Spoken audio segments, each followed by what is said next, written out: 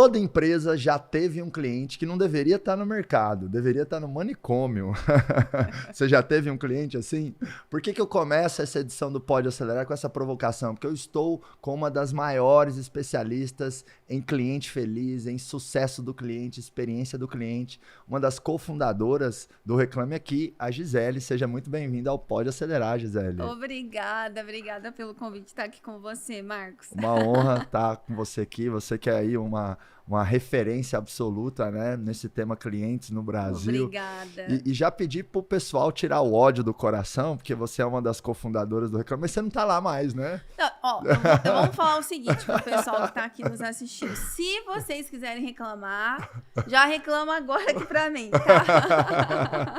Boa. A Gisele, enfim, né, vendeu parte da participação dela lá no Reclame Aqui. Hoje tem o Instituto Cliente Feliz, Exato. onde ela presta consultoria e dá treinamentos para grandes empresas e produz várias metodologias aí para deixar o cliente mais feliz, né?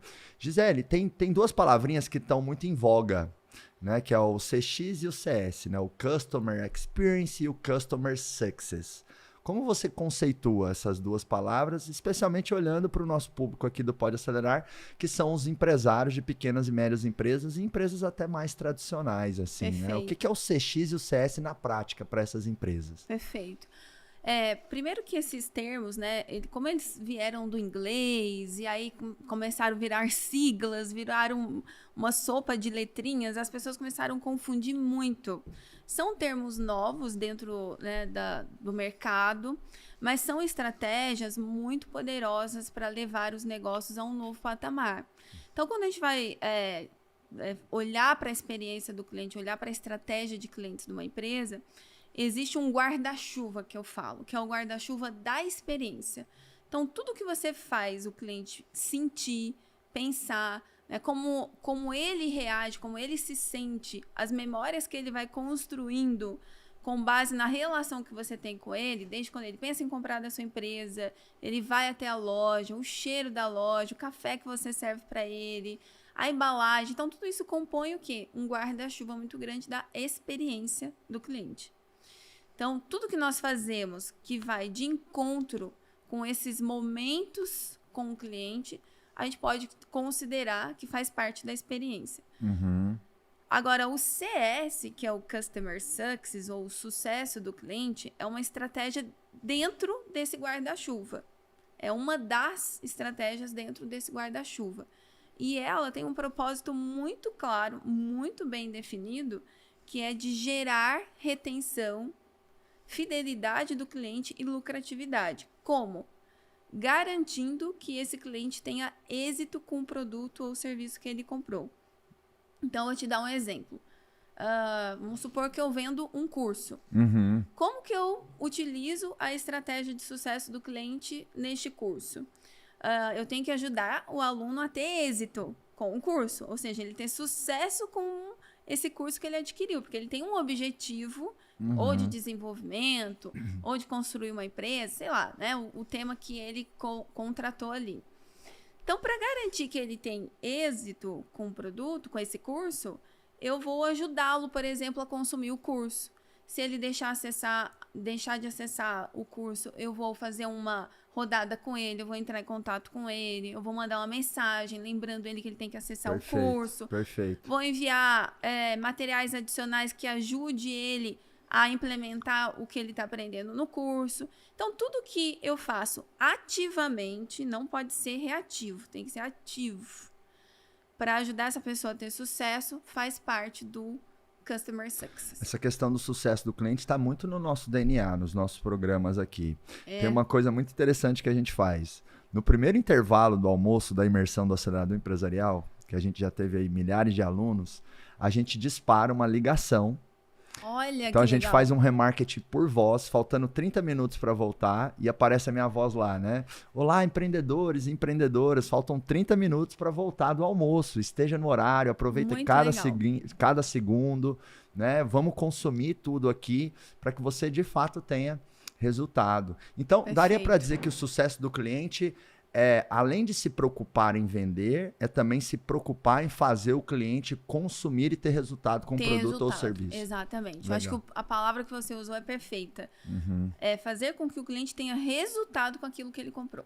Uma coisa também que tem na minha cabeça, Gisele, quero validar com você, que você é uma grande especialista nisso, porque às vezes já me perguntaram assim, Marcos, mas então qual que é a diferença do pós-venda para o sucesso do cliente? E para mim é uma palavra que você usou, que o sucesso do cliente é ativo. Ativo. Então, quando o pós-venda para mim é reativo. Reativo. Né? O pós-venda então seria mais, eu tenho um 0800, eu tenho um saque, eu tenho um canal, um WhatsApp de suporte, deu problema, você me liga, eu vou resolver. Isso. Já o sucesso do cliente, ele é propositivo, ele é ativo, né? Se a gente olhar a jornada do cliente, até a venda é o comercial, né? A venda em si. A venda foi concretizada, nós temos o pós-venda. Então, tudo que acontece pós a compra do cliente está nessa esteira de pós-venda. Mas, de modo geral, quando a gente está falando de pós-venda, está muito relacionado ao tradicional, que você está comentando. Que é o telefone, que é o saque, né? O suporte ao cliente, um acompanhamento de assistência. Então, por exemplo, você compra um carro. A assistência técnica está dentro desse pós-venda, revisão, por exemplo, de um veículo. Já o sucesso do cliente, a grande diferença é que ele é ativo. Boa. Ele não espera o cliente chegar pedindo alguma coisa, ele tenta antecipar. Ele se antecipa. Até gosto de dar um exemplo, lembro de uma empresa que passou no acelerado empresarial, que é uma indústria, é uma confecção, uma indústria, uma camisaria, eles vendem camisas. Numa pegada de pós-venda, o que eles faziam antes somente? Eu tenho 0800, então eles têm lá milhares de pontos de vendas, lojas multimarcas que vendem a camisa deles. Numa pegada de pós-venda é assim, a camisa chegou com defeito, você está com alguma dificuldade, enfim, liga para mim que eu vou te ajudar a resolver. Numa pegada de sucesso do cliente, eles fizeram duas coisas muito legais. Primeiro, eles criaram um negócio que eles chamaram de Universidade do Lojista. Então, eles criaram conteúdos gratuitos para ajudar o lojista que vende a camisa em gestão financeira, em vendas. Eles também começaram o quê? A categorizar os clientes numa curva ABC, né? A famosa curva ABC, onde eu olho para recência de compra, para frequência e para volume, eu segmento, né? Quais são meus clientes curva A? Os clientes que mais compram de mim. E esses clientes curva A, ele começou a mandar um material de trade marketing, um material para o ponto de venda ativamente. Então, ao invés de esperar o cliente falar, poxa, eu compro tanto de você, me manda alguma coisa aqui para eu dar um destaque na sua camisa, na Arara. Não, eu já mando. Sensacional. Por que eu gosto de citar esse exemplo? E até vou te pedir já para você citar algum outro exemplo de uma empresa mais tradicional. Porque, às vezes, muitos donos de pequenas e médias empresas mais tradicionais pensam, não, mas essas siglinhas aí, CX, CS, isso aí não é para o meu negócio. Isso ou aí é só para as grandes empresas. Só para as grandes, ou só para as empresas de tecnologia. E não é, né? Se você colocar ali um DNA de um pós-venda mais propositivo, ativo, muitas vezes você vende um produto ou um serviço, você poderia ter um vídeo que seja explicando tintim por tintim. Desembala o produto assim, usa assim, faz assado, toma esse ponto de atenção. Isso também é sucesso do cliente, não é, Gisele? Total. Olha, cuidar do cliente para que ele use o produto corretamente, para que ele explore todos os recursos do produto. Às vezes a gente compra, né, um equipamento e ele vem tão sem informação que você só usa 10% dele, né? Tem um monte de outras funcionalidades que você poderia ter e usar, mas ninguém te explicou. O meu carro é assim, por exemplo. A minha Panameira, a Panamarques, eu uso 5% dela. Olha só. Se a Porsche me desse um curso, né? Login senha simples, 2 horinhas, talvez eu usaria mais. Pois é. E isso acontece o tempo todo. Então, a gente acaba caindo na armadilha de olhar muito para o produto. Então, você pega o caso das montadoras. Décadas, né, de existência focando no quê? Em fazer um carro sensacional. Um carro maravilhoso, que as pessoas gostassem, se apaixonassem pelo carro. Só que o que vem acontecendo ao longo dos últimos anos? Os clientes vêm também analisando a experiência com o uso dos produtos.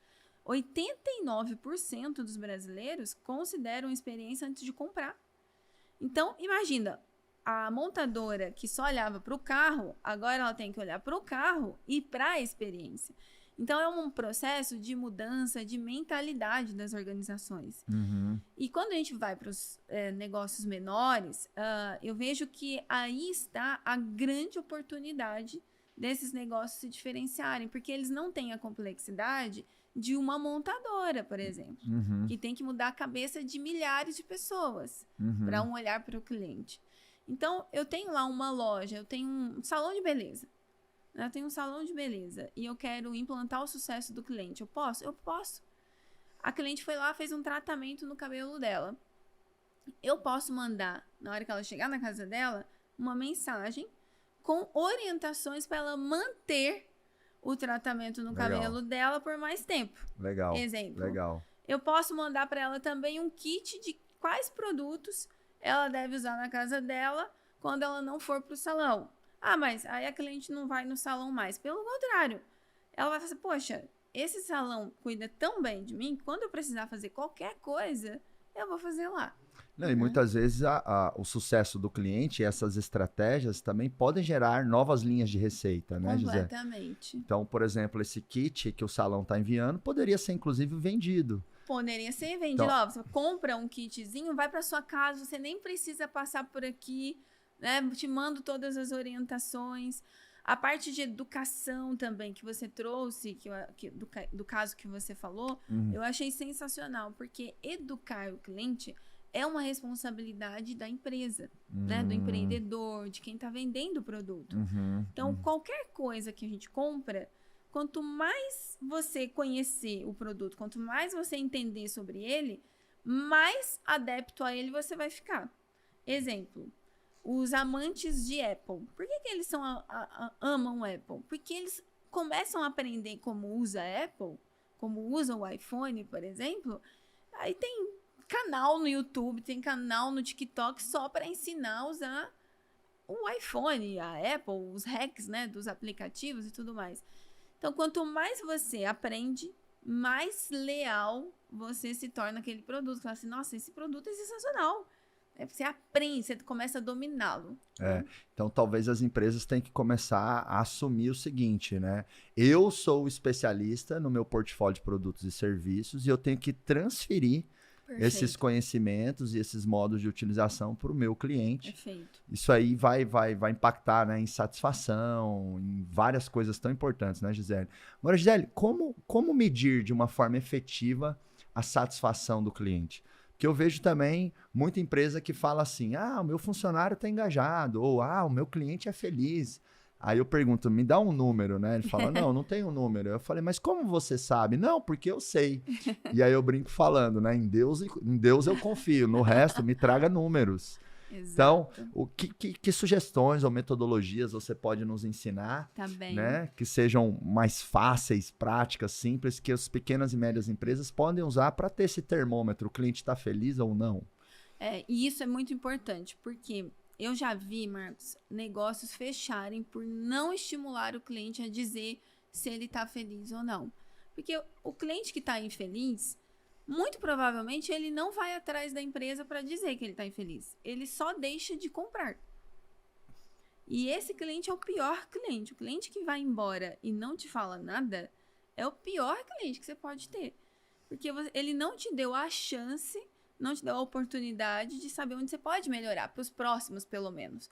Então, quando você cria uma pesquisa de satisfação, quando você busca uma pesquisa de NPS, que eu vou explicar já como funciona o NPS, você começa a cercar, né, a sua empresa de insumos dos clientes, feedback desses clientes, para que através deles a gente possa evoluir, né?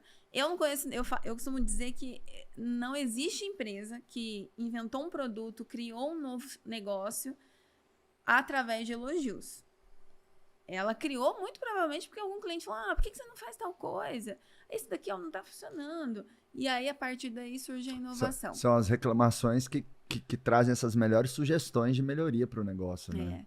Eu sou meio Eu sou meio suspeita para dizer da reclamação, né? Mas a reclamação, ela é uma pedra preciosa. Nossa, né? ela dói, mas ela é necessária, né? Ela é necessária para o negócio evoluir, para o É que negócio nem, crescer. é que nem quando a mamãe puxa a orelha, né? Filho, você não pode fazer. A gente fica incomodado, Não mas a gente gosta. precisa ouvir.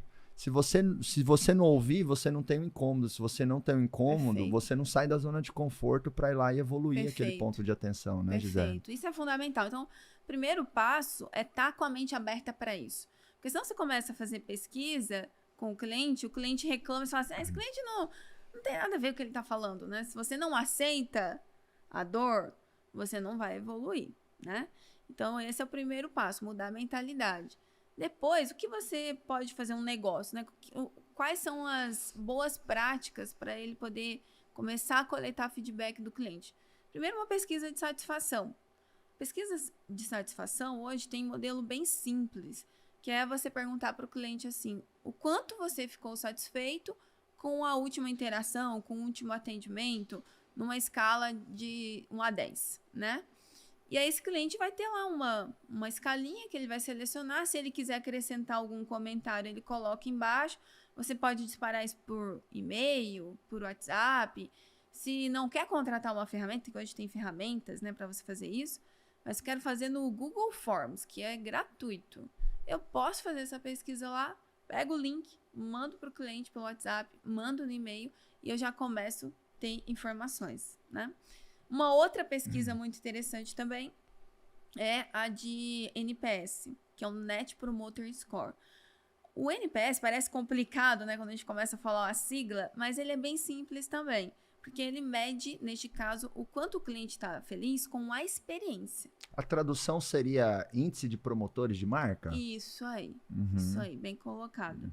Então, como que está a experiência? Como que eu promovo o negócio? Por que eu recomendo o negócio? Quando a experiência que eu tive com ele foi legal. Né? Então, de modo geral, quando a gente está falando de ter mais promotores de marca, é ter melhores experiências para eles. Então, essa pesquisa também é muito simples, ela vai de 0 a 10. E aí você vai perguntar para o cliente, numa escala de 0 a 10, o quanto você recomendaria a nossa empresa para familiares e amigos. E embaixo você também deixa um espaço ali para a pessoa poder comentar, adicionar um comentário. É o mais legal, acho que é a parte de baixo. Sempre pegar o quantitativo e o qualitativo, né, Gisele? O mais legal é você combinar isso, porque só o número é muito insuficiente, né? Para você dizer o quanto esse cliente está feliz. Vamos supor, ele deu 8. 8, ele tá bem ou não tá, né? Eu posso achar que esse cliente está promovendo a minha marca ou não, né? Então, é importante também ter os comentários ali. E aí tem um terceiro, que é o que eu mais gosto, que é o cliente oculto. Porque o cliente oculto, você faz o caminho que o teu cliente faz. Né? Então, você contrata, às vezes, né? Empresas maiores acabam contratando uma empresa para fazer cliente oculto. Mas eu sou dono de uma loja, né, de bairro, eu quero fazer o cliente oculto, eu mesmo posso fazer. Posso pegar um colaborador meu, posso falar pro meu tio, pra minha tia. Um primo, um né? sobrinho. Vai lá, faz e depois me conta. Sabe que eu faço cliente oculto no nosso processo aqui, Olha eu mesmo, só, às que vezes. Legal. Eu pego um número de celular qualquer, eu só evito o telefone, porque senão meu time de atendimento vai entender.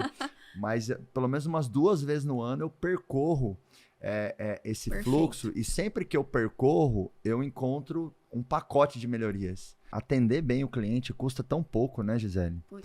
E às vezes eu faço uma provocação assim, ó. Se a gente pensar agora, pensa você que também está nos ouvindo, nos assistindo, pensa no que eu vou falar. Pensa nas suas 5 últimas experiências de compra ou de interação com empresas. Quantos % desses 5 ou 10 últimas experiências você ficou realmente encantado? Provavelmente o número vai ser bem baixo. Talvez você tenha até alguns estudos que você possa citar aqui. E é incrível como é um oceano azul você atender um pouco melhor, você melhorar o sorriso de quem atende, você se pensar em pequenos detalhes da experiência, o como diferencia ali a empresa, e ela gera muito mais valor nesse guarda-chuva da experiência, né? E esse guarda-chuva, para mim, Gisele, ele tem 3 grandes blocos. É o antes da compra, Perfeito. O durante e o pós a compra, né? Inclusive, tem empresas que estão criando uma diretoria, ou um executivo, ou uma pessoa-chave, que as empresas estão chamando de diretor de receita. Aqui no acelerador, eu assumo esse papel ainda, né? Então, o diretor de receita é quem cuida de marketing, vendas e pós-venda, sucesso do cliente. Ou seja, você tem uma pessoa que integra esse guarda-chuva de pré, durante e após a compra. Porque o pós-venda está virando meio que a nova venda, né? Exatamente. É mais, cada vez mais receita. Isso é sensacional. E eu acho interessante isso que você está falando, porque quando está debaixo do mesmo guarda-chuva, tanto vendas quanto pós-vendas trabalham mais junto. Quando está em diretorias separadas, começa a ter uma briga entre as duas áreas, né? E eu acho que esses silos que se criam entre departamentos prejudica muito a experiência do cliente. O interessante, Marcos, é ser personalizado. Porque eu posso predispor ou deduzir que todos os meus clientes, vou pegar o exemplo do chocolate, todos os meus clientes gostam do chocolate Choquito. E pode ser que não. Pode ser que eu não goste, eu tenho alergia do chocolate Choquito. Então, também não é pegar um mimo e resolver dar esse mimo para todo mundo, né? Boa. Outro dia eu comprei uma sobremesa, mandei entregar na minha casa e demorou.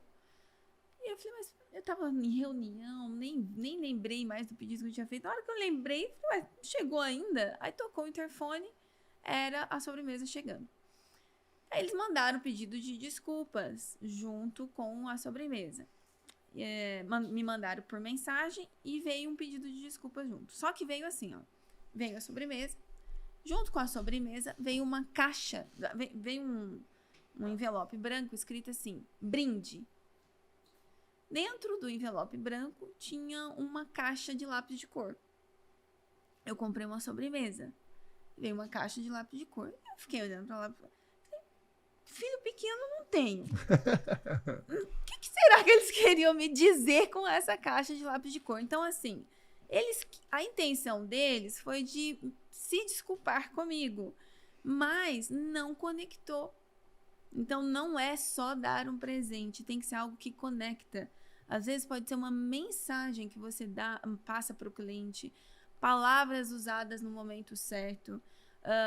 Teve um caso que me falaram recentemente num treinamento, uma empresa de saneamento básico. O atendente estava com a cliente na linha, ela ligou para pedir alteração de titularidade da conta.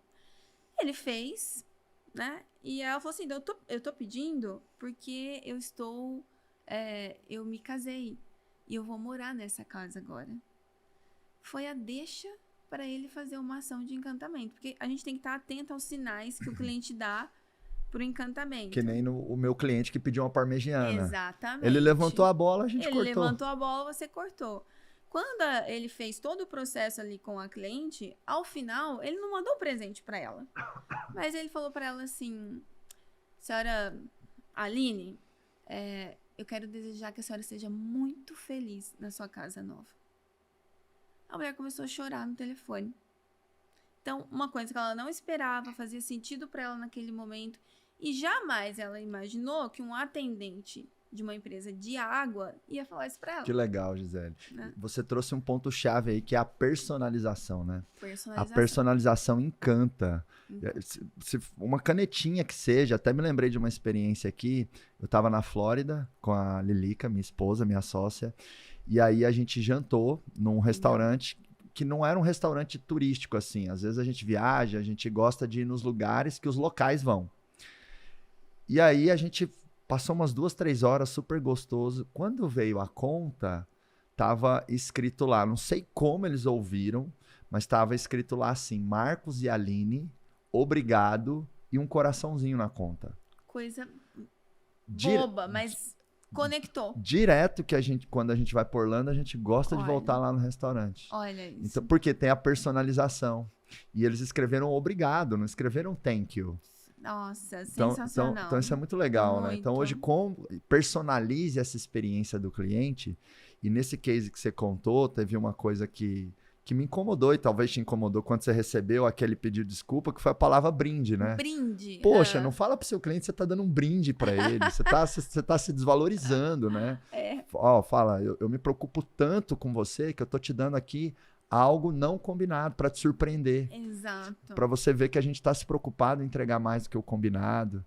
Isso faz muita diferença, né? Agora, você falou no início de um ponto que eu acho que vale a pena a gente discutir aqui, que ele é bem polêmico. Vamos lá. Que é o cliente que deveria estar no manicômio. Aquele cliente que você não precisa ter. Você já teve algum cliente que deveria estar no manicômio? Toda empresa tem ou vai ter, né? Exatamente. Então, vamos falar disso. Dele. Quando esse cliente vem, ele também tem razão? O cliente sempre tem razão ou não, Gisele? Essa é a pergunta, né? Olha, o que eu acredito muito é... O cliente, quando ele entra em contato com uma empresa, ele tem um motivo. Porque ninguém acorda e fala assim, hoje eu não tenho nada para fazer, eu vou ligar para essa empresa aqui e vou infernizar a vida dela o dia inteiro. Não. Algo te motivou a entrar em contato com aquela empresa. Então, mais importante que saber se o cliente tem razão ou não, é a gente entender as razões. O que está por trás?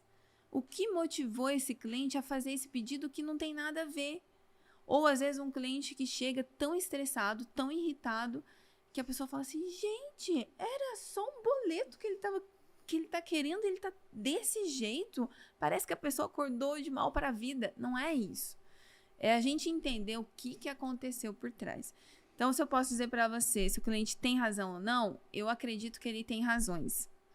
Boa. Entender as razões é o mais importante. E eu também falo assim, talvez o cliente nem sempre tem razão, mas ele sempre traz aprendizado. Muito, perfeito. Principalmente esses aí que a gente está brincando, né? E claro, são exceções, né? São poucas pessoas que são completamente fora da casa. 0,0, sei lá, né? Então, assim, principalmente eles trazem muito aprendizado.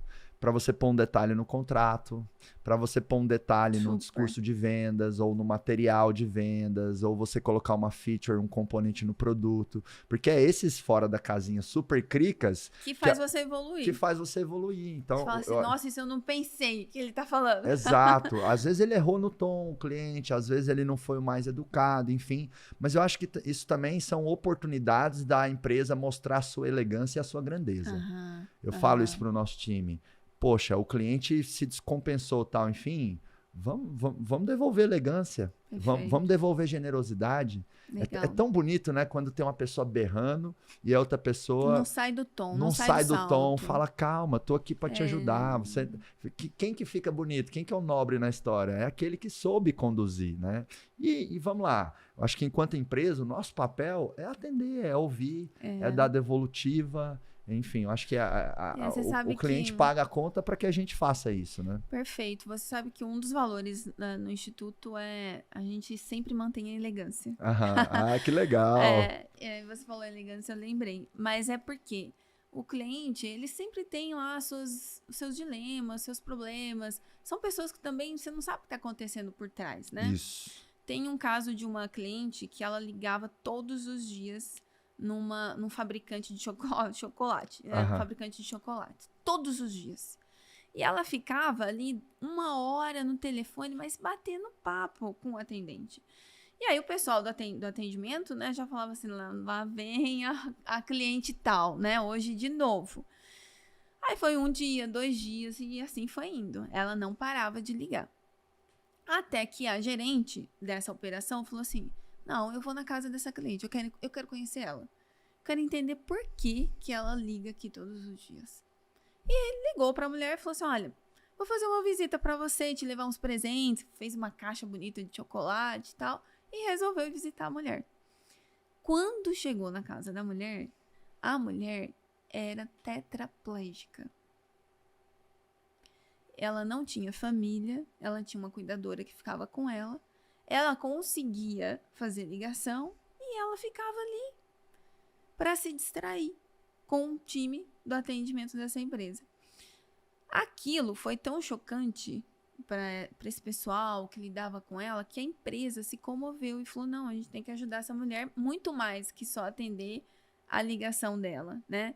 Então, eles prepararam todo um suporte para ela, um time que ia lá, né, acompanhar, dar apoio para ela, e aí ela se sentiu abraçada por essa empresa.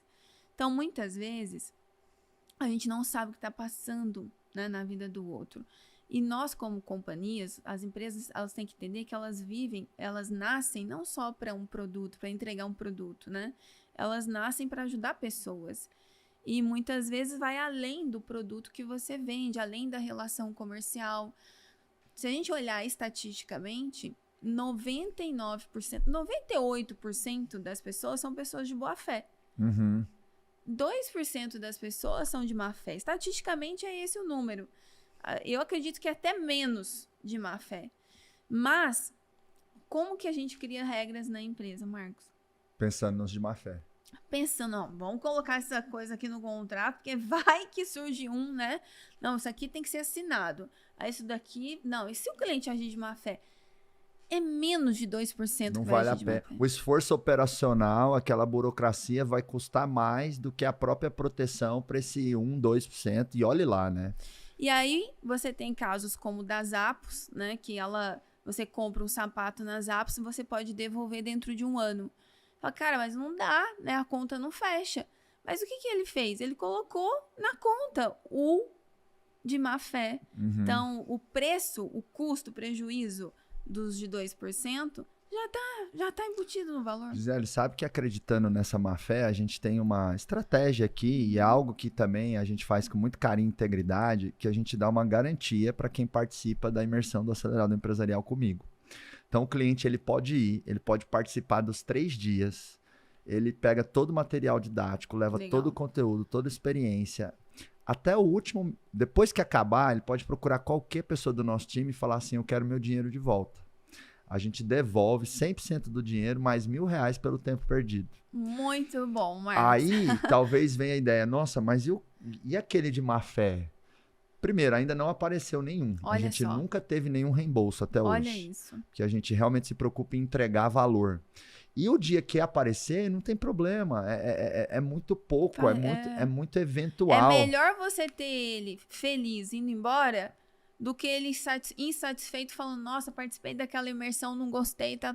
Total. Não E quantos acabam, né, colocando isso na balança da tomada de decisão? Não, vou lá, deve ser sério. Se eu tenho a oportunidade de fazer, de conhecer, e se eu não gostar, e não precisa justificar, tá? É o seguinte, eu quero meu dinheiro de volta. Ok. Levanta a mão. Muito bom. Então, a gente criar as políticas para o cliente interno e para o cliente externo pensando na boa fé, não na má fé. Na boa fé. Gostei muito disso. E aí, é claro, tem os 2% de má fé. Sim, tem que ter uma certa malícia, um certo, né? E esses aí você trata de outro jeito, Aham. né? Você vai ter uma esteira de atendimentos específica para ele, você vai atender ele de uma maneira diferente e vai ter cliente realmente que nós vamos ter que, com toda a delicadeza do mundo, deixar ele embora. Aham. Com toda a gentileza. Esses aí de má fé, a gente vai preparar uma bombinha, pegar o telefone dele e mandar uma bomba pelo correio.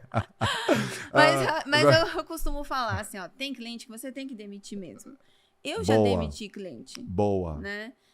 Eu tenho uma cliente que eu demiti uma vez, mas eu fui até a empresa dela e falei assim, olha, eu acho que a gente casou errado. Porque a gente não namorou direito, aí nós casamos, você estava esperando uma coisa da gente, a gente não vai poder atender ao que você espera de nós como empresa. Nosso produto está indo para cá, você queria uma coisa para lá. Então, por mais que eu tente te agradar, não vamos chegar ao lugar que você espera. Então, assim, com todo amor, com toda a gentileza, a gente continua amiga, mas nós vamos devolver seu dinheiro e nós vamos rescindir o contrato. E se você precisar de qualquer coisa nesse meio tempo, o tempo que você precisar, nós vamos estar à disposição. O que aconteceu com essa cliente? Ela desfez o negócio e ela se tornou a maior promotora da minha empresa. Olha que incrível. Para onde ela ia, ela indicava a gente. Porque houve também, do lado da empresa, uma sinceridade, né? De não querer segurar o cliente por receita. Não, esse cliente paga, não vamos dar um jeito, manter esse cliente. É pior. Não, e às vezes as empresas também, eu vejo que elas seguram muito devolução, estorno, pensando assim, mas não é justo, o cliente já consumiu isso, sabe? Devolve o dinheiro logo, resolve, dá uma unidade a mais. É um preço que não vale a pena. Mas não é justo, não, sabe? Se você tem uma empresa e quer justiça, você está na profissão errada, deveria ter virado juiz.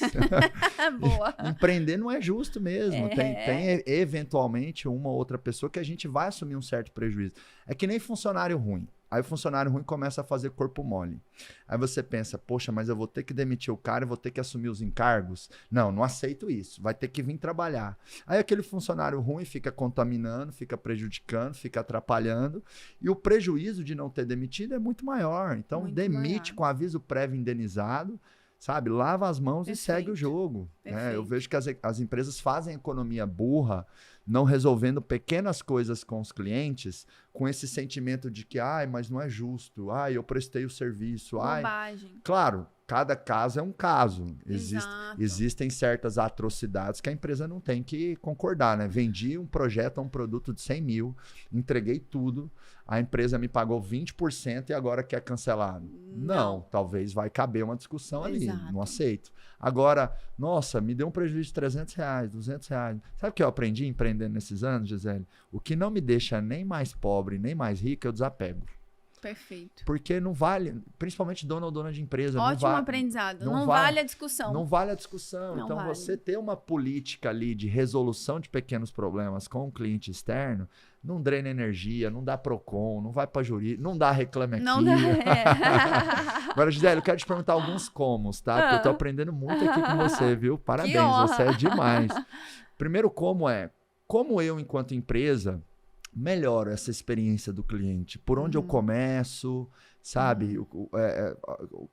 Tem alguma metodologia, algum ponto de atenção? Sim, dá pra gente montar aqui rapidamente uma ideia para quem está nos assistindo, por onde começar, né? Porque que atender bem é bom, todo mundo acho que já sabe. Mas infelizmente nem todo mundo faz, né? Mas ninguém, não é a maioria que faz. A maioria não faz. Né? Se a gente for perguntar aqui para quem está nos assistindo que nota essas pessoas dão para os atendimentos que elas receberam, muito provavelmente as empresas vão estar ali naquela zona cinza que eu falo, que é 6, 7. Você recomenda essa empresa? Mais ou menos. Mais ou menos, né? Então, a maioria está nessa zona cinza. Quem quer mudar, né? Aí vai fazer o diferente. Então, como que a gente começa a olhar para isso? Existe um negócio que se chama pirâmide de necessidades do cliente. Que você começa fazendo os alicerces. Quais são os alicerces? Garantir para ele o básico bem feito. Não adianta eu querer pensar na cereja do bolo se eu não estou entregando o básico. Se o bolo não está bem feito. Se o bolo nem está pronto, né? Então, o que é o básico quando a gente está falando de experiência? Você ter um bom produto. Básico. Teu produto tem que se vender, tem que se garantir. Ok. Depois de um bom produto, eu disponibilizar para o cliente canais para ele falar comigo, né? Eu tenho que ter canais e atender a esses canais. Exemplo, eu tenho um Instagram. Eu atendo a esse Instagram? Eu respondo a esse Instagram? Eu tenho um WhatsApp. Eu respondo com eficiência, rápido? Ou o cliente tem que ficar me perguntando assim, viu? Tá aí? Né? Vocês respondem? Mandei e-mail, ninguém respondeu. Então, ter canais, atender a esses canais. Fiz isso, o que o cliente espera de mim? Que quando ele entrar em contato, ele consiga resolver. Tem um canal, o cliente consegue falar e ele consegue resolver.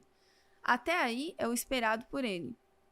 Tudo que você fizer para cima disso, ele não está esperando que você faça. Então, o recadinho, a cartinha, o acolhimento, o cuidado, a gentileza, tudo que você acrescenta disso é cereja do bolo. Entregar antes do prazo combinado. Entregar antes do prazo. Eu dou essa sugestão para muitas empresas que vendem projeto, sei lá, móveis planejados.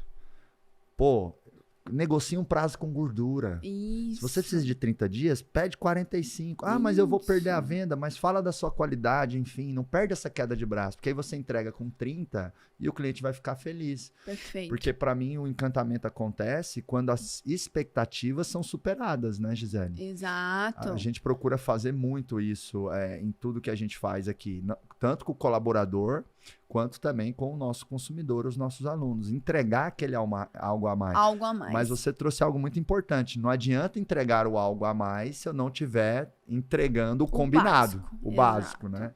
O que você combinou, você tem que entregar. Vou né? te perguntar outro como.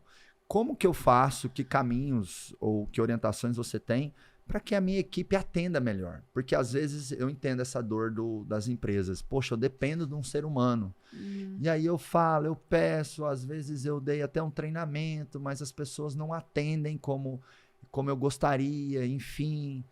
Como melhorar, de fato, essa questão do atendimento dentro das empresas? É só treinamento ou não? Tem outros pontos de atenção? E isso é uma dor muito comum mesmo. Também escuto muito isso, né? As empresas falam, puxa, mas como é que eu faço a pessoa que está lá, né, atender bem?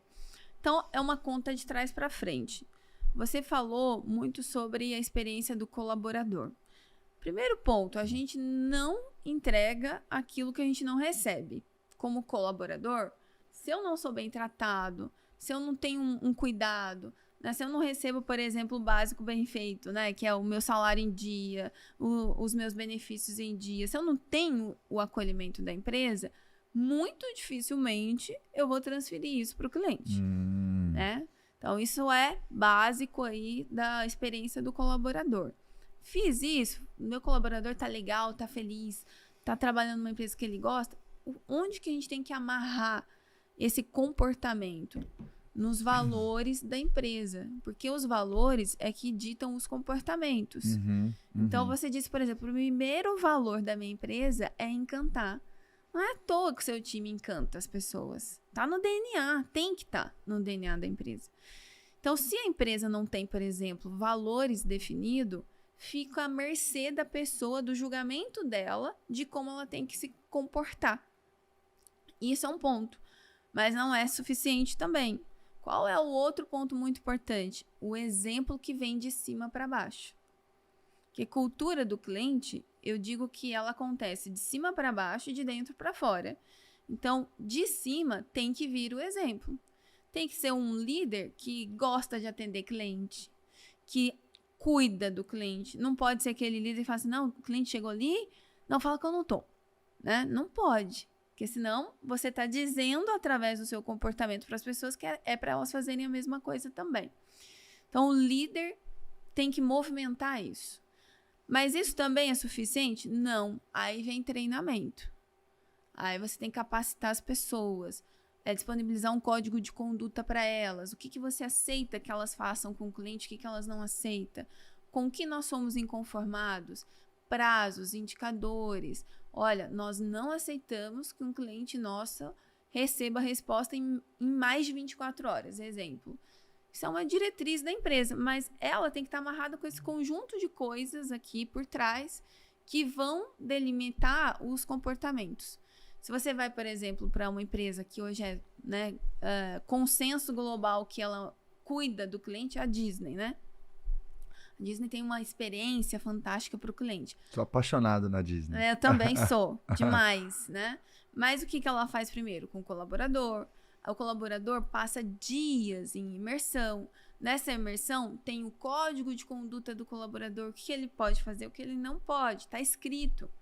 Porque o que a gente acha que as pessoas acham, elas não acham. A gente tem que dizer o óbvio. Total. Esse pensamento de que, é óbvio, isso é um perigo. Nossa, é óbvio que tem que dar bom dia. Tá subtendido. É óbvio que tem que sorrir. É óbvio que tem que resolver o problema do cliente. Não, tem que falar, né, Tem que falar e tem que estar escrito. Treinado, sacramentado ali. Galera, é isso, né? Tem alguma dúvida? Porque é isso que a gente vai seguir.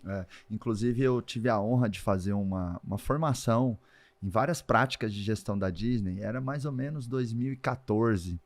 Que eu fiz alguns treinamentos lá no Disney Institute. Ah, que legal. E lá eu fui muito sensibilizado para esse tema cultura, e antes eu nem dava treinamentos e conteúdos para empresários, né?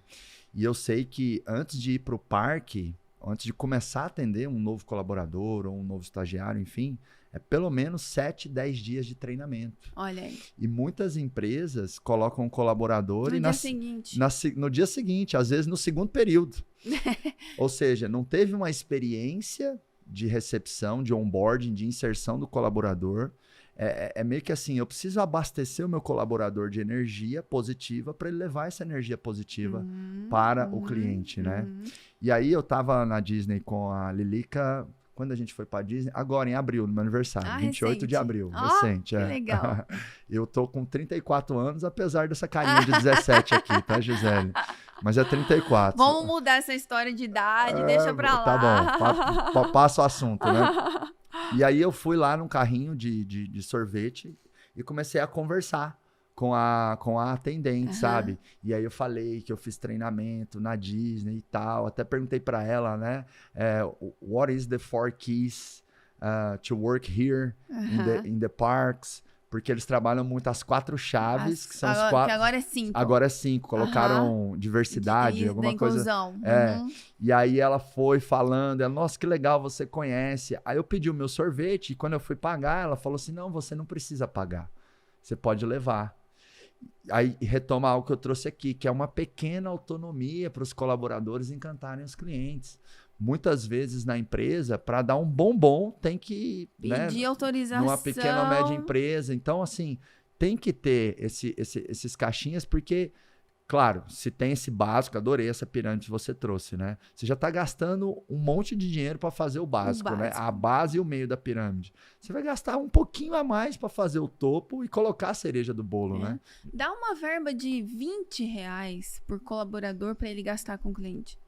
Mas dá para ele sentir que agora eu sou dono desse dinheiro e eu vou fazer o melhor para o meu cliente. Legal. Dá essa autonomia para ele, né? E conheço histórias de empresas que fizeram isso e o colaborador ele se sente mais feliz porque ele tem essa autonomia, as pessoas com mais autonomia, elas se sentem mais realizadas e o cliente ganha também. Total. Né? Agora, Gisele, qual é o ponto ótimo dessa questão? Eu vejo e defendo que as empresas têm que fornecer modelos de mensagem, direcionamentos de como atender, enfim. Mas, por um outro lado, se é uma coisa muito scriptada, fechada, acaba se tornando aquele atendimento robotizado clássico de telemarketing, né? Qual que é a sua visão? Tem que dar modelos ou não? Como trabalhar? Porque talvez isso seja um outro bloco também importante de ter essa cultura do cliente, essa cultura de atendimento, né? Como que você vê essa questão dos modelos de mensagem, dos modelos de fala, dos roteiros para se falar no telefone ou atender o cliente? Perfeito. Olha, o que não se usa mais são os scripts, né? Antigamente, telefone, e-mail, né? Se usava o copy-paste, né? Copia e cola. Tem um script que você lia na tela para o cliente. Hoje, isso não se faz mais. Embora algumas empresas ainda usem, a maior parte das companhias deixaram isso porque torna o atendimento muito robotizado. Então, não conecta. A gente está falando de humanização, de conexão. Isso vai totalmente na contramão do que nós estamos falando aqui. Mas é fundamental você dar um contexto. Então, tem lá os modelos de atendimento. Você pega lá quem responde atendimento por e-mail.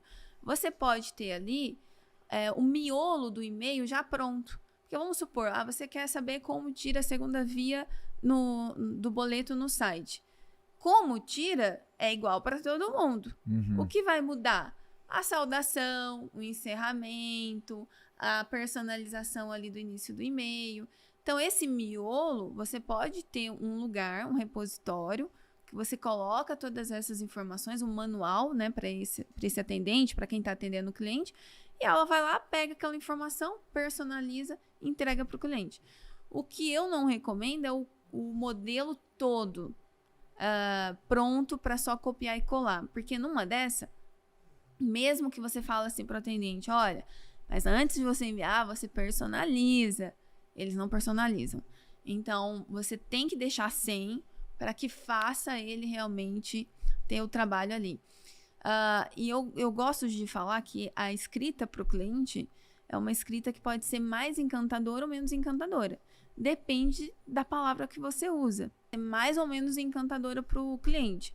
Então, por exemplo, se eu falo assim para você, infelizmente não poderemos te atender. Tem um peso nessa frase, carrega. Então, você já não vai poder fazer. Você fala, infelizmente não poderemos. Então, ao invés de falar, infelizmente não poderemos, puxa vida, Marcos, vou ficar te devendo essa. Mas da próxima vez, muda, né? Traz mais leveza para a frase. No telefone ou no presencial, o que conta também? Linguagem corporal, a voz. No telefone, a voz tem um efeito fantástico. Se eu uso a voz, né, muito baixinha, o cliente está nervoso. Aí eu falo, não, senhor Marcos, tá tudo bem, eu vou resolver seu problema. Você vai acreditar que eu vou resolver esse problema? Não. Não está transmitindo confiança. Não está passando confiança. A voz é um instrumento que a gente tem que usar também para encantar o cliente. Me veio uma reflexão aqui, né? Que talvez as empresas se preocupam somente nas melhores palavras no marketing e nas vendas. E na hora de atender o cliente eu uso qualquer palavra. Poxa, se eu já sei brincar com esse jogo de palavras na hora da conversão, por que não brincar com essas palavras na hora de sustentar a satisfação, né? Perfeito. E no WhatsApp, Gisele, tem algumas boas práticas aí? Tem. Até antes de você falar, eu vou dar uma informação aqui, utilidade pública. Tem uma coisa que me dá nos nervos quando fazem comigo. Provavelmente deve gerar algum incômodo em você e em quem está nos ouvindo, nos assistindo. Então, vira e mexe, eu até falo no meu story, gente, ensina isso pro planeta inteiro, para isso acabar. Que é quando me chamam no WhatsApp, eu não tenho o número daquela pessoa e a pessoa manda 3 áudios. Nossa, não me fale. E cada áudio tem 2 minutos. Não me fale. É a mesma coisa de um ser humano conhecer outro num evento. Vamos supor que eu não te conhecesse, Gisele. Aí a gente se vê no evento, aí eu chego falando assim, quer comprar o meu produto assim, não sei o que, né? Sabe, eu não falei, oi, eu sou o Marcos do Acelerador Empresarial, enfim. Então, seres humanos, me ajudem nessa habituação, nessa utilidade pública. Vamos eliminar o áudio como primeira mensagem quando alguém manda uma mensagem para um outro ser humano, ser humano não tem um número cadastrado. E tem uma situação pior que essa, que é a pessoa te mandar esse áudio e ela não se apresenta no áudio. Ai, piorou. Aí piorou a situação. Você Você fala assim, meu Deus, com quem será que eu tô falando na face da Terra? Você deu o melhor exemplo de Lady Murphy. Quando algo tá muito ruim, ainda pode ficar pior. Mas sim, olha, tem boas práticas. Para quem faz atendimento de WhatsApp, tem um cuidado muito grande. Porque, primeiro, você está falando com a pessoa por escrito, né? Embora há o áudio, a possibilidade do áudio, o início da conversa nunca pode ser com áudio. O áudio é depois que você iniciou um relacionamento com alguém, que é o áudio, vamos dizer assim, nível 2 da intimidade com o cliente, né? Foto, imagem também é a mesma coisa. Tem o caso, tem gente que manda áudio e tem gente que manda foto, né? E um monte, se de repente você vem lá um monte de notificação de fotos de produto para você. Não é legal, isso não conecta. Então, boas práticas de gentileza, né, no atendimento de WhatsApp, a saudação inicial ela é fundamental. Olá, eu sou fulano. Se é o ativo, se eu sou um vendedor, eu tenho que começar me apresentando. Eu sou fulano, ter uma foto decente lá, né? Não pode ser uma foto com uma pessoa bebendo cerveja na praia. Nossa, esse é tão comum, né? Tão comum. Tantas vezes eu vou comprar alguma coisa e eu vejo a foto da pessoa e falo assim, nossa, eu não vou comprar mais não. Não é? Não agrega valor, né? Não passa confiança, credibilidade. Parece que não, mas sim, a primeira impressão é a que fica ainda. Né? Então tem que cuidar disso. Agora, se é no receptivo, o cliente vai entrar em contato no WhatsApp, isso também é muito importante. É uma dica de ouro aí para quem está nos ouvindo. A primeira frase, ela dita o tom da conversa. O que eu quero dizer com isso? Se você atender o cliente com mau humor, essa conversa vai ser inteira de mau humor. Se você for gentil, energia pra cima, bota uma exclamação lá no bom dia, né? Que tem gente que manda assim, bom dia, ponto. Bom dia, ponto, eu leio assim, bom dia. Agora, o bom dia com exclamação é bom dia. Bom dia, né? Verdade. Então, isso faz diferença. Tem um emoji que você também pode usar, não com exagero, mas colocar uma coisinha ali pra deixar mais leve a mensagem. Então, é como eu tô chegando no lugar e você me recebe. Se você me receber bem, a minha energia se sintoniza com a sua. Agora, se você me recebe mal, demora para responder a primeira mensagem, troca o nome do cliente, erra na pergunta 2 vezes, aquele atendimento inteiro tende a ser ruim. Já manda um áudiozão de 3 minutos. E outro ponto também, Marcos, é encerrar bem. No atendimento do Magazine Luiza, eles têm algumas diretrizes lá que eu acho fantásticas. E uma delas é encerrar o atendimento em alta. Ou seja, o cliente tem que desligar ou encerrar ali com o WhatsApp com você feliz. Ele tem que falar assim, nossa, foi muito legal falar com esse pessoal. Você tem que deixar o cliente energizado. Então, essa frase de finalização não pode ser assim, estamos à disposição. Cara, que frase mais assim, sem criatividade para encerrar a mensagem com o cliente, né? Você pode colocar, olha, fiquei tão feliz de ter te ajudado hoje. Qualquer coisa, você sabe que só me chamar aqui. Um abraço, até breve, tenha um ótimo dia, tenha boa sorte no seu negócio, enfim, né? Pega as informações do cliente e conecta no final. Mas estamos à disposição, atenciosamente, não rola mais. E, Gisele, você também acha que vale a pena se adaptar conforme a comunicação do cliente? Em vendas, a gente tem o famoso conceito do rapport, né? Que é uma palavra francesa que significa ali o espelhamento. Então, se o cliente está sendo mais formal, com mensagens mais curtinhas, claro, talvez eu possa querer puxar ele ali para energia, para o entusiasmo, mas eu respeito um pouquinho esse cliente. Bem colocado. Porque, por exemplo, se me manda um e-mail assim, prezado senhor Marcos, se eu estou vendendo, eu costumo devolver. Prezada senhora Gisele, tal. Ou pelo menos prezada Gisele. Mas eu não vou responder assim, né? Oi, amiga! Um monte de abracinho. Que saudades! Eu nem te conheço ainda, mas eu já tô te amando, viu? Olha só, meu produto é o must, parece que vai desconectar, né? Porque é uma pessoa mais formal e eu tô indo pro extremo do informal. Vale no WhatsApp também, no atendimento? Vale. Essa questão da pessoa, enfim, ela ser situacional, ela ser contextual, ela ler ali o cliente e colocar alguns inputs nesse atendimento no WhatsApp que vão gerar uma empatia, né? Uma conexão ali. Sim, isso é fundamental para você, primeiro, ter um bom diálogo. Porque vamos supor que você é um advogado, e aí eu uso gírias no meu contato com você, não vai ter um bom diálogo.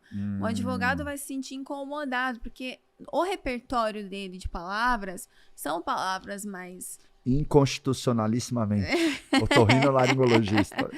São palavras mais elaboradas. Então, quem vai atender tem que já sentir o cliente... Você dá suas boas-vindas, né, no tom da marca, e aí o cliente começa a conversar com você. Você já vai sentir se é um cliente simples, que ele tem dificuldade muitas vezes para entender o que você está dizendo, se é um cliente jovem, se é um cliente de mais idade. Então, você tem que ir conectando sim, né? Sem descaracterizar a personalidade da marca, que isso é importante, né? Então, você vai ajustando a sua comunicação, mas respeitando a brand persona. Isso é um ponto também que eu acho importante a gente dizer. As marcas, elas precisam ter o seu repertório de palavras. Qual é a minha voz?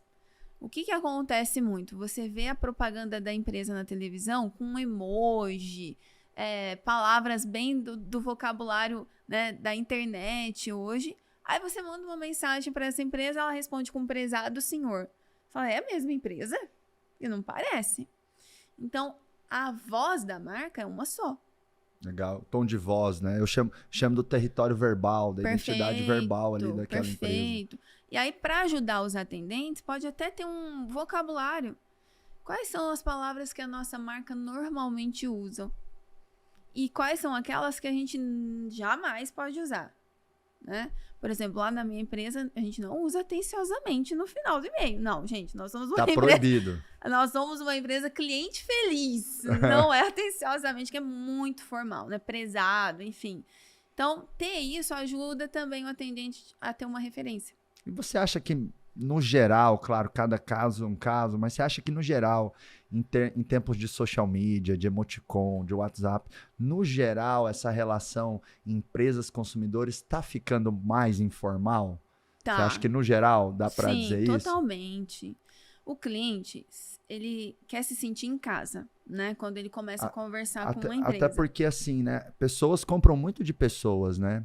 Às vezes eu tô lá comprando do Magalu, mas o que me convenceu foi aquele atendimento da pessoa, né? Então, pessoas compram de pessoas. Compram de pessoas, né? A gente não compra de uma empresa, né? Uhum. E sim, a comunicação, ela tem vindo num caminho de mais informalidade. O prezado, por exemplo, é uma coisa que está em desuso. É difícil hoje um cliente se sentir confortável quando ele recebe um e-mail prezado. Distancia, desconecta. E num ambiente tão digital, as palavras nos conectam. Então, quando você usa palavras mais próximas do linguajar do cliente, aproxima mais, né? Gera esse efeito Agora, Gisele, empático. qual a melhor maneira de pedir desculpa para o cliente? A empresa deve assumir o erro? Esse é um dilema que às vezes as empresas têm, né? Poxa, eu sei que eu errei no prazo ou no escopo do projeto, ou mandei o produto errado, ou cobrei aqui R$100 a mais, mas eu vou pôr a culpa no fornecedor. Não, mas eu vou dizer que a pessoa estava, sei lá, desmotivada no dia. As empresas devem assumir as suas culpas, as suas responsabilidades? Essa é uma pergunta. E a outra é, ok, assumindo ou não, quando eu vou pedir desculpa para o cliente, tem uma melhor forma de fazer isso? Boa. Acho que é um bom tema para a gente trazer. Existe uma profissional, uma especialista no assunto, que é a Brené Brown, que ela fala sobre a vulnerabilidade. Deve, né, com certeza... Tem uma série no Netflix dela, muito bom, né? Exato. Tem vários livros, né, dela, que ela fala sobre o poder da vulnerabilidade. O que isso tem a ver com o pedido de desculpas? Quando a empresa ela reconhece que ela falhou ou ela pede desculpas para o cliente, ela se coloca numa posição vulnerável. Ela está dizendo assim, olha, eu não sou perfeita, eu errei. E isso gera conexão imediata. Então, quando a gente falha com o cliente, nós temos que a primeira coisa a fazer é pedir desculpas. Senhor Marcos, olha, primeiramente eu quero te pedir desculpas. Nós erramos com você. Não ter medo de pedir isso. Nossa, mas eu vou falar que a minha empresa errou. Antigamente, né, os advogados falavam assim, não pode falar que a empresa errou, porque isso vai dar um problema do cão, né? Mas não é o pedido de desculpas atestado, escrito, reconhecido, firma que a gente tá falando. Não é esse. A gente tá falando assim, olha, Marcos, eu não gostaria que você tivesse passado por isso. Eu sinto muito, te peço desculpas. Que isso não era o que nós gostaríamos que você tivesse tido como experiência. Mas olha, eu tô aqui, eu vou fazer todo o meu melhor agora, confia em mim, me dá teu voto de confiança, que nós vamos trabalhar para resolver isso. Então eu peço desculpas e já na sequência eu trago uma proposta de solução. Se eu não tenho uma proposta de solução, eu tenho que pelo menos garantir que eu tô correndo atrás para resolver aquilo. Olha, me dá 2 dias, me dá teu voto de confiança, eu vou movimentar aqui a empresa para poder lidar com essa situação, para a gente corrigir isso com você. E na sequência voltar com ele. Olha, fizemos isso, trabalhamos em cima disso, vamos fazer isso para você aqui, vou te acompanhar até o final. Isso é bem legal, porque às vezes a empresa não consegue fazer exatamente o que o cliente quer, mas se ele percebe que a empresa se mexeu, que a pessoa se esforçou, nem que seja 50%, 70%, 80% daquela dor, às vezes é reduzida, não é? Ajuda, né, Gisele? Ajuda. Principalmente em caso de reclamação, que o cliente nem sempre ele vai ter aquilo que ele está pedindo, né? É muito difícil a empresa fazer tudo que o cliente quer, o que o cliente pede. Mas na hora de dizer que não vai fazer, tem que ser de um jeito que mostre para o cliente o porquê daquilo não ser feito. Sim. Tem uma técnica que eu ensino também para líderes, e se encaixa muito também na área de atendimento em vendas, que eu chamo de suavizar o não. Então o cliente te pediu desconto, ou o cliente te pediu mais uma unidade do produto, ou o cliente te pediu para parcelar em 3 vezes a mais, ou o cliente te pediu um novo item que não estava previsto. Você não vai falar para ele assim, não. Você vai suavizar esse não.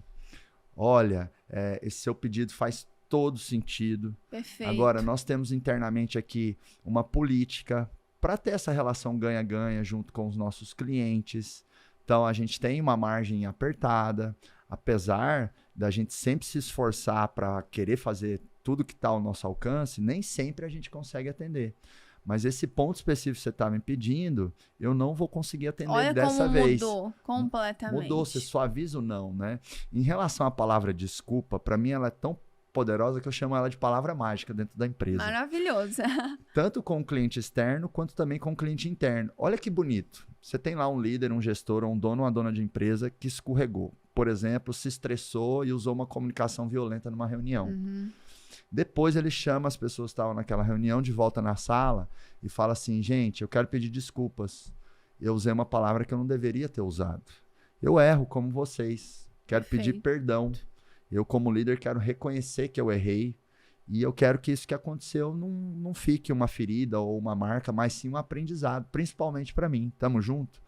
Não fica bonito? Reconecta. Se imagina você vendo essa situação. Você olha para aquele homem ou aquela mulher em posição de liderança, você fala assim, que ser humano, que atitude de gente gigante, né? Atitude nobre. Então, o pedido de desculpas, eu vejo que ele enobrece as pessoas e as empresas. Enobrece as marcas. E é muito comum o cliente que recebe o pedido de desculpas, e se você conseguir reverter e resolver a situação dele, ele vira um promotor da marca. Total, exatamente. Né? A gente, já inúmeros casos que a gente já teve na época que eu era sócio lá do IBC, enfim, que a gente realmente conseguiu converter e o cliente nos próximos 2 anos investiu mais 100, 200, 300 mil reais com a gente. Agora, Gisele, nesse mundo tão competitivo que é hoje, porque até dizem que a atenção é o novo petróleo, né? E para você ter vendas, você precisa de atenção, porque com a atenção você se relaciona com o cliente e consegue mostrar o seu valor para talvez ele comprar. Agora é o seguinte, tem um monte de gente competindo pela atenção do seu público-alvo. Tem os concorrentes diretos, aqueles parecidos com você, mas tem os concorrentes indiretos também. Então, nesse mundo de tanta competição, você acha que ainda dá para fidelizar o cliente de verdade ou isso é um conceito do passado? Então, e você sabe que isso é interessante, né? Porque existe a fidelidade e existe a lealdade. Certo. Tem um cliente que é o cliente recorrente, que às vezes ele vai lá, compra no seu estabelecimento, mas não é que ele é fiel, ele tá lá consumindo porque é o lugar que está mais próximo, enfim. E aí tem um cliente fiel que ele compra sempre da sua marca e tem um cliente leal que ele está num nível acima do fiel. O fiel é aquele que está fiel, comprando da sua marca recorrentemente, tem uma assinatura com você, só compra o café daquela marca, só compra a roupa daquela marca, mas não porque ela é a marca do coração dele. Às vezes é por conveniência, por necessidade, por falta de opção, por preço. Tem uma lacuna ali ainda com aquele cliente que se aparecer outra marca similar à sua, que ofereça coisas muito parecidas com a sua, ele vai olhar. Ele pelo menos vai lá testar para ver se a grama do vizinho não é melhor. O leal é aquele que, mesmo diante das dificuldades, mesmo quando você falha, ele já tem uma relação tão intensa com você, que vai além do produto, ela é emocional, que ele se esforça para poder continuar comprando daquela empresa. O preço aumenta e ele fala, não, mas eu não posso cancelar, eu tenho que continuar comprando porque eu amo essa marca. Fãs de Apple, é isso. Os fãs de Apple fazem financiamento para comprar um novo iPhone. Se esforça para poder continuar comprando daquela empresa. E isso acontece com qualquer empresa. Às vezes você tem lá um profissional que faz o seu cabelo, a sua roupa. Você atravessa a cidade para ir lá porque você só faz com ele. Não, eu só vou na minha dentista em Goiânia. Tem ótimos dentistas. E eu em Campinas, o meu é de Campinas. Nossa, eu adoro ela, a doutora Laísa, Beijo, que ela sabe me atender, ela sabe brincar comigo. Esses dias até tava conversando, doutor, você não quer ir pra Alphaville, não? Vamos ser sócio? Eu invisto um pedaço e te levo. Eu tô querendo trazer ela pra cá. Seria uma boa ideia. Então, mas é isso. Que legal. Então tem o cliente fiel e tem o cliente leal. Que é um patamar acima. Então veja só, o caso da sua dentista.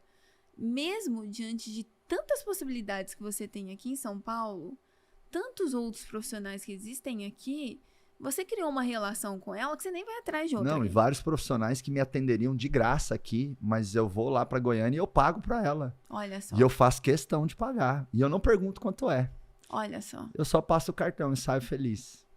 Por quê? Até analisando aqui, né? Por que ela me fidelizou tanto? Primeiro, eu acho que eu tô acostumado, eu sinto segurança. A experiência quando eu vou lá é muito boa. Então, assim, ela é caprichosa, ela é paciente, ela vai explicando. Homem, você sabe Você confia nela. Eu confio. Você sabe que homem é mole, né, Gisele? Homem pegou uma gripe, meu Deus do céu, a pneumonia. Homem caiu um negócio no dedinho, ai, me leva pro hospital. A Lilica fala assim, mas o marmanjo mole, né? Os homens que estão aí vão se compadecer. Eu concordo com a Lilica, viu? E aí, no dentista não é diferente, eu sou muito mole, encostou, ai. E ela é muito, muito paciente comigo. Então, ela me conquistou, assim, de uma forma que e dá para as empresas fazerem isso, né? Dá. Legal. Então, ó, você que está nos ouvindo aí, não é que você precisa de clientes fiéis, você precisa de clientes leais. É o cliente que ele se esforça para continuar comprando. Se alguém falar mal da sua dentista, você vai revidar, porque você não aceita, dói no seu coração. Se alguém falar mal dela, não, mas ela não é assim comigo. E se porventura ela errar, você vai falar assim, não, é porque naquele dia eu acho que ela não estava muito bem. A culpa não é dela, Não né? é dela. Isso é verdade. Você cria ali uma relação de defesa, né? De defesa. Uau. Mas isso só acontece quando a gente já ocupou um espaço emocional no coração do cliente. A gente está falando, não é mais de produto, é uma relação emocional, vai além disso. Uau, sensacional. Gisele, é o seguinte, vou pôr um superpoder nesse microfone seu aqui, tá? Ai, meu Deus. Acabei de pôr. Agora, milhões de donos e donas de empresas do Brasil vão ouvir uma mensagem sua aí de 30 segundos, 1 minuto, 2 minutos, o que vier no seu coração, nos seus pensamentos. Uma mensagem, seja sobre a importância dos clientes ou sobre empreender, sabe? Algo aí para ficar aí na reflexão, nos corações desses donos de empresas. Você que tem uma empresa, você é herói nacional, gerando emprego, gerando renda, gerando oportunidade, né? Eu sempre falo, nunca vai ter um salvador da pátria nesse país, mas se as empresas cada vez mais produzirem mais e melhor, né, fazendo aquilo que está na mão dela, a gente vai ter um Brasil cada vez melhor, né? Maravilhoso. A gente diminuindo o índice de desemprego, a gente derruba a violência, criminalidade, tráfico de drogas, um monte de coisa. Quando você pega países que têm um ótimo IDH, que é aquele índice de qualidade de vida, como Finlândia, Suécia, são países que você tem algo que acontece que se chama pleno emprego. O que é o pleno emprego? O desemprego é tão baixo naquele país que você praticamente não tem pessoas desempregadas. Então, muitas vezes, a criminalidade acontece porque não se tem oportunidade. Então, eu sempre gosto de convocar os empreendedores para se conectar com essa missão, que eu chamo de missão de acelerar o Brasil. Nosso Cidadão Empresarial, esse é o nosso propósito, acelerar o Brasil, ajudando as empresas a serem cada vez mais extraordinárias. Porque Gisele, se 100 mil empresas gerarem, em média, 10 empregos cada uma, nós estamos falando de 1 milhão de empregos. 1 milhão de emprego diminui ali talvez 2, 3, 4% esse ponteiro do desemprego no país. Maravilhoso. Então, assim, você que é empreendedor, eu quero te parabenizar. Você é um herói nacional, continua, não desiste, faz acontecer. Coloca em prática o que a gente ouviu aqui. Lembra que o cliente paga a conta, né? Tem aquela célebre frase do Sam Walton. Ele é quem paga a conta. Do Sam Walton, do Walmart, que ele fala algo do tipo assim, ó, do porteiro ao presidente, qualquer um pode ser demitido pelo cliente. Demitido pelo cliente. Basta esse cliente começar a comprar do concorrente. Então, poder aqui para você falar para milhões de empresários. Solta a palavra aí, manda ver, Gisele. Olha, a mensagem que eu deixo para a gente poder finalizar aqui é de que você que está nos ouvindo, está nos assistindo, empreender não é fácil, né? E isso a gente sabe, tem diversos desafios, mas empreender é uma missão que vai muito além do produto que você vende, do serviço que você oferece, é de fazer a vida das pessoas melhor. E a experiência do cliente, cuidar do colaborador, pode te ajudar a gerar mais felicidade para a vida de alguém e gerar lucro para sua empresa, aumentar o PIB, aumentar mais empregos para o Brasil, não é? Quando a gente explora mais a experiência do cliente, ele compra mais, ele recomenda mais, ele não vai embora. O cliente feliz é a melhor propaganda que a empresa pode ter. Então, a mensagem final que eu deixo para você é: você não precisa fazer tudo o que o cliente quer. Entrega para o teu cliente aquilo que ele precisa, mas proporciona para ele aquilo que ele não espera. E aí você vai ter clientes fãs, encantados e leais com a sua marca. E lembre-se que clientes encantados são um dos maiores patrimônios que qualquer empresa pode ter. Gisele, temos um ritual final aqui do Pode Acelerar. Você conhece aquela música aí? Vai dançando na boquinha da garrafa. Você conhece? Conheço. Então, eles soltam um som e a gente dança junto até o chão. Essa ninguém me contou. Você topa? Não. Brincadeira. É brincadeira, Gisele. O nosso encerramento é simples. Eu vou falar assim, pode, e você vai falar acelerar. Beleza? Vamos mandar essa galera acelerar. Bora. E fazer acontecer. Eu falo pode, você acelerar. Bora. Combinado? 3, 2, 1, pode! Acelerar!